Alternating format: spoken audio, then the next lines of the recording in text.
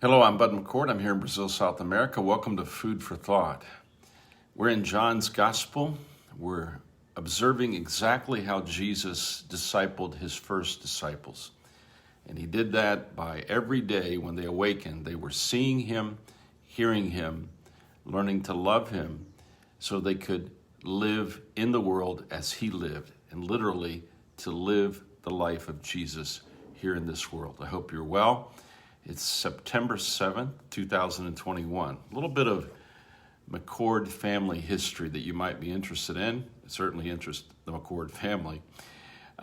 It was on this day, 42 years ago, that Pam and I made a trip from Miami, Florida, on a Brazilian Airlines to the city where we would study Portuguese, a city called Campinas. 42 years ago, we landed on September the 7th. And my first impression of Brazil back in those days, and I didn't know much of Brazil at that time, is wow, how quiet it is here. It's because it's the holiday of Brazil's independence.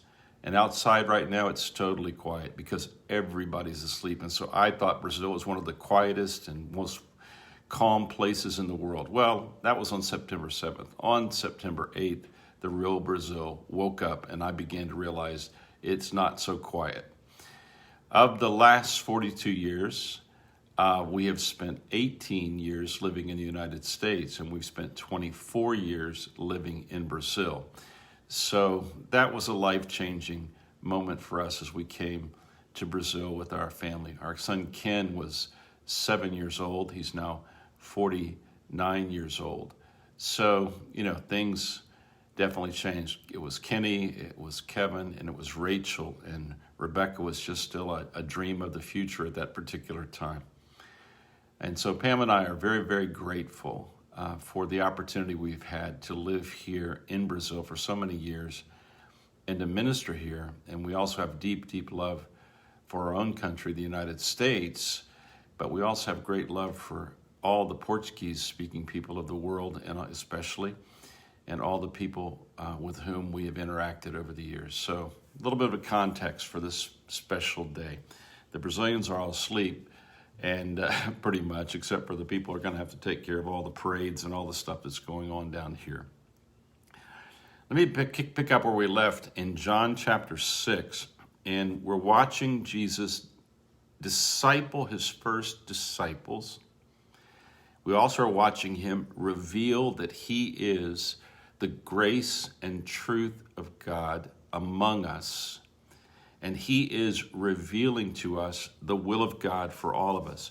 Remember that he fed the multitude with the bread and the fishes. And here's what human beings do with someone who feeds them or takes care of them or provides for them. It's really interesting. First they say, and this is in verse 14, this is truly the prophet who is come into the world. The prophet, I believe they mean the Messiah who has come into the world. Therefore, when Jesus perceived that they were about to come and take him by force to make him king, he departed again to the mountain by himself alone. Now, I don't want to stay here too long, and I don't want to take this into the political realm, but every time Jesus becomes known for what he can do for people, know what he's willing, the power that he carries, there's always a group of people in the population who want to co-opt his power, and they want to use his power for their own benefit. And when these kind of people come around Jesus, he leaves. He's not with them. This is not why he came. But this works itself out all through the history of Christianity. But it's nothing new. You go all the way back into the Old Testament, and Israel cried out to God for a king who would take care of them rather than God take care of them. And so it's nothing new. So Jesus knows these people, and he knows what they're coming for, and he knows that he's going to be chased by this kind of human being wherever he is. And this is now true of what happens for disciples who begin to do the works of Jesus, they have to be very careful that their success at whatever they're good at and whatever they've helped society with will be taken over by other people who don't really believe truly in Jesus.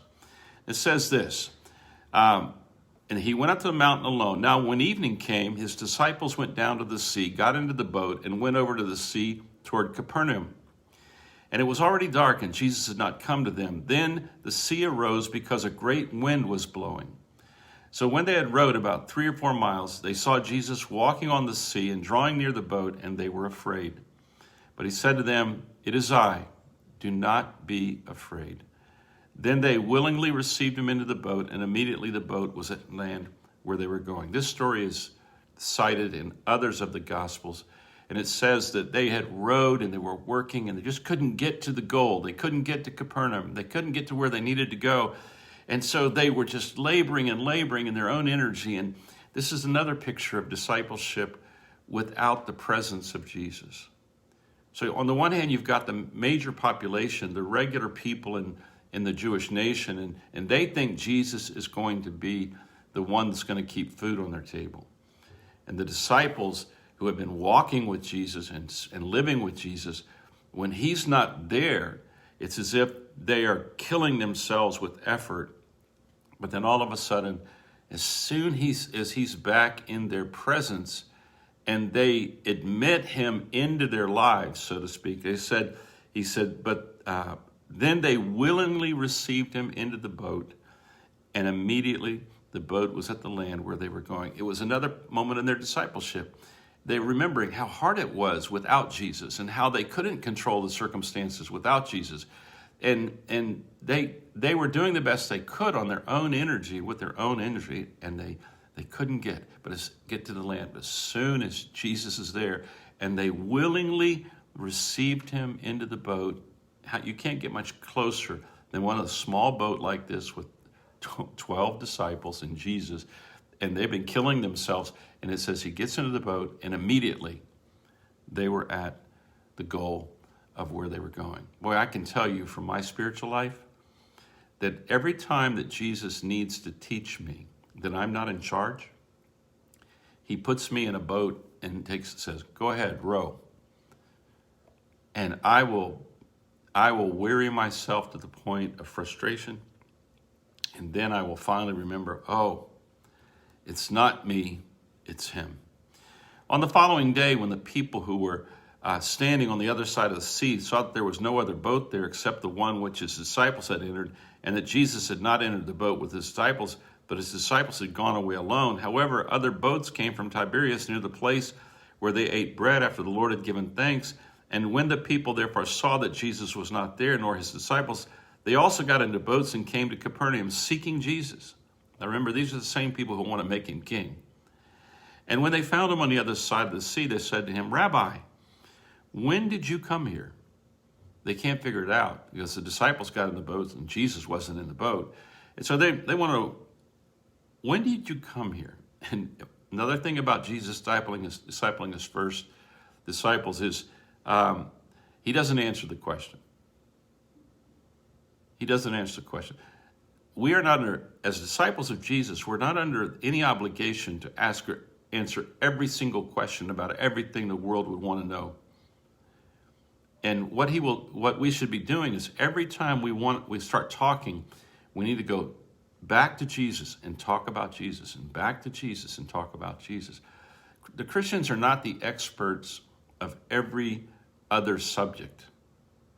The Apostle Paul said it like this: "I have purpose to know among you only Jesus Christ and Christ crucified." Our method of attracting the world to Christianity should not be our so-called intelligence or what we know about every other subject. We really should be people who know and live Jesus. Now here's what Jesus said. Jesus answered them and said, "Most assuredly or truly, I say to you, you seek me, not because you saw the signs, not because you realized that I'm doing signs that come from God, but because you ate of the loaves and were filled. I solved your daily problem," he says. "Do not labor for food which perishes, That's quite a statement. Do not labor for food which perishes, but for the food which endures to everlasting life, which the Son of Man will give you, because the Father has set his seal on him. Then now these are the people who wanted to make him king. What shall we do? What shall we do that we may work the works of God? They're off, and the disciples are listening to this, and they're perceiving, what shall we do that we may work the works of God? This is religion. Religion always asks this question: what shall we do to complete whatever God expects of us? This is the question of religion, but it's not Jesus' question. It's not Jesus' answer. Listen to this. Jesus answered and said to them, this is the work of God. You see what he just did? He said, what shall we do that we may work the works of God? And he says, this is the work of God. It's not your work. But if you want to do any work, it is this. This is the work of God, that you believe in him whom he sent. The work of a human being that God has assigned to us is to believe in Jesus Christ. And when we believe in Jesus Christ, that means we believe in everything he is, everything he says, everything he does, and we adjust our life to do with him and in his company what we've seen him do and what we've heard him say and what we've seen him live. And he says, come and be my presence in the world by faith. And the just, and then the Bible goes on later in the book of Romans, the just shall live by faith.